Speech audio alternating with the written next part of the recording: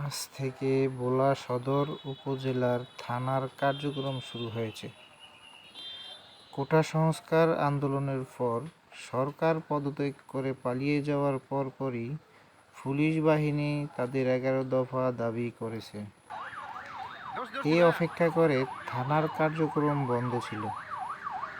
আজ থেকে কার্যক্রম শুরু হয়েছে।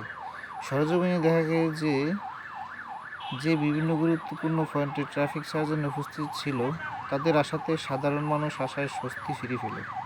আরও দেখা গেল যে থানার মধ্যে থেকে অফিসার ও পুলিশ সদস্যবৃন্দ গাড়ি বহর দিয়ে প্রত্যেক পয়েন্টে গার্লস স্কুলের সামনে দিয়ে বাংলা স্কুলের মোড় হয়ে কালীনাথ রায়ের বাজারের মোড় হয়ে পরিদর্শন করেন। তাদেরকে দেখে সাধারণ মানুষ ও শিক্ষার্থীরা ফুল দিয়ে আহ্বান জানিয়েছেন।